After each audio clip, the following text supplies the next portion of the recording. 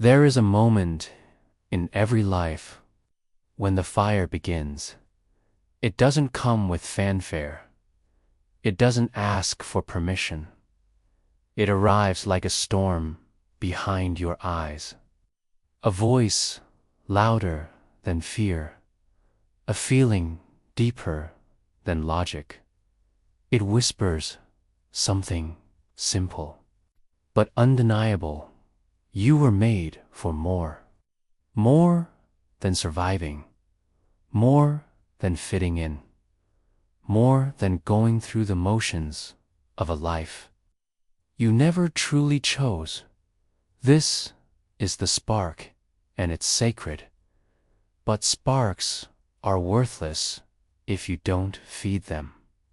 Fire only burns when you give it fuel, and to rise, truly rise, there is one thing you must do before anything else. You must burn the bridge. Burn the bridge to your past self. Burn the bridge to your excuses. Burn the bridge to every story that kept you small, safe, and silent, because as long as retreat exists, you'll use it. As long as there's a way back, you'll hesitate, and hesitation is the death of greatness. History remembers the few who went all in, the rebels, the builders, the ones who didn't hedge their bets. Julius Caesar, when landing in enemy territory, burned his own ships, so his army had only one option: conquer or perish. That wasn't insanity. That was strategy, because when the mind has no escape, it focuses. When the soul knows the only direction is forward, it unleashes everything. You are not here to play it safe. You are not here to live on standby. You are not here to protect your comfort zone like it's some sacred treasure. You are here to expand, to create, to become. But becoming demands a price. It demands your full commitment, your time, your discipline, your willingness to go where others won't. You cannot rise with one foot in safety. You cannot build an empire on maybe. Success isn't something you try, something you decide, and the world responds, not to hope, but to conviction. When Edison was experimenting with electricity, he didn't give himself an escape plan. He failed thousands of times and still said, "I will find a way." When Disney was fired for lack of imagination, he didn't retreat into bitterness. He doubled down on vision. And when Ford refused to accept that his engineers couldn't build the V8 engine in a single block, he told them, "Do it anyway." And they did, not because it was possible, but because he believed so deeply that he made it inevitable. That is the power of burning the bridge. It isn't recklessness. It's relentless purpose. It's the refusal to shrink. It's the inner war cry that says, "I will not leave this world the same way I entered it."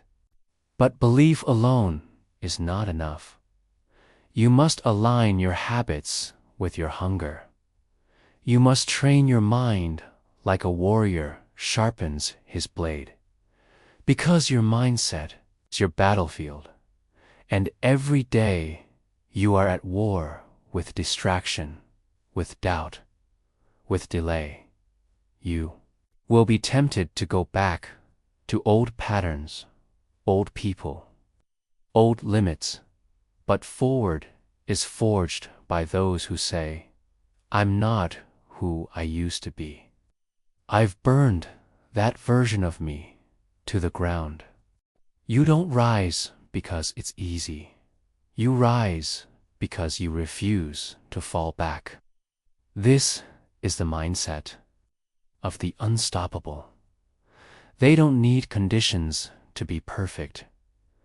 They don't wait for motivation. They are not fueled by applause or validation. They are powered by something purer, a decision, a vow, a personal revolution that starts in silence and screams through results. When you burn the bridge, you tell the universe, there is no turning back, and suddenly, the impossible begins to shift. Doors appear that never existed. People show up who speak your new language, and momentum, once only a fantasy, begins to move in your favor, because bold action activates unseen forces, and courage creates its own gravity. You are not ordinary. You never were.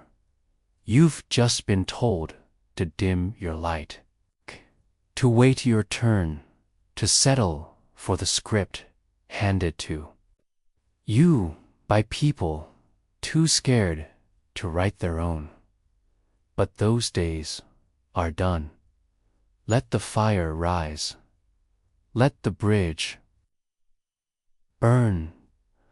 Let the voice inside you grow so loud that the noise of the world can no longer drown it out. Let me know when you're ready for the next 800 words. The fire's just getting started. Let the old identity die, the one that questioned everything, doubted too often, paused before every step. That version of you was never broken. It was just incomplete. But now, you've chosen evolution, and evolution begins with elimination. You cannot carry old weight into a new world. You cannot take small thinking into a limitless future, so tear it down. The excuses, the guilt, the need to be liked, all of it, burn it like dead wood. Because your future is not found in comfort. It is carved from discomfort. It's born when you lean into fear. Stare it in the eyes and say, you will not control me anymore. Every great figure you admire, Lincoln, Carnegie, Mandela, Jobs, they all reached a breaking point, a moment where staying the same was more painful than becoming something new. A moment where the bridge behind them had to be destroyed, not just by fire, but by faith. This is where belief becomes your engine, not belief in luck or fate or chance, belief in cause and effect, belief that your thoughts are architects, that your words are blueprints, and your actions are the bricks that build the life you see. When you close your eyes at night, thoughts become things, and if you want better things, you must master your thinking. Most people don't fail because they lack talent. They fail because they never took control of the voice in their head. The inner voice that says, "You're not ready. You're not good enough." What if you lose everything? You must confront that voice, challenge it, and then bury it beneath your discipline. Discipline is the bridge between belief and reality, and once it's set in motion, it doesn't negotiate. It doesn't care if you're tired. It doesn't care if it's raining, if you're afraid, or if nobody's watching. Discipline shows up because you made a vow to your higher self, vow to your future family, a vow to the child inside you who once dreamed without limits. And if you don't honor that vow, no one will do it for you, because the harsh truth is, no one's coming to save you. No mentor, no guru, no perfect opportunity. If you wait for the stars to align, you'll die beneath the sky. But if you decide that you are the force that aligns the stars, then suddenly everything shifts. Vision is the compass. Discipline is the path. But action is the sword. You cannot think your way to success. You must move, even when it's unclear, even when it's hard. Especially when it's hard. You don't need 100 steps. You need the next step, and the courage to take it without knowing how the story ends. When Carnegie built his empire, he didn't have guarantees. When Oprah started with nothing, she didn't wait for approval. When Elon Musk was laughed out of boardrooms, he kept building. That's the mindset of a builder. They don't look at the mountain and complain. They lace up their boots, lower their shoulders, and start climbing, because they know the climb is where you meet the real you, the one who doesn't flinch when things get heavy, the one who doesn't fold when pressure shows up, the one who doesn't blame the world, but bends it. And if you think you're not capable of becoming that version of you, then understand this: you already are. The power's not missing. It's just buried beneath comfort, delay, and doubt. But the fire you need is already inside you.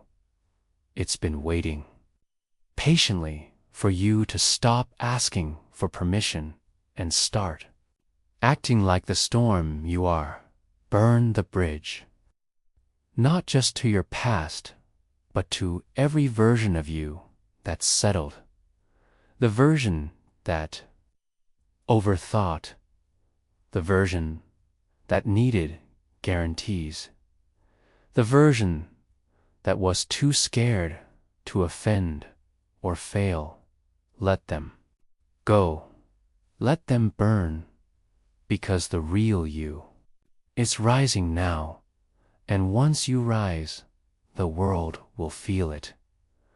Not because you shouted, but because you moved with certainty, because you showed up with energy that didn't need to prove itself, only express itself.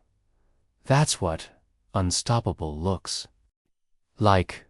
Not loud, Not reckless, but grounded, focused, and on fire with purpose. Let me know when you're ready for the next segment. We'll go deeper into clarity, gratitude, adaptability, and the unshakable power of self-mastery.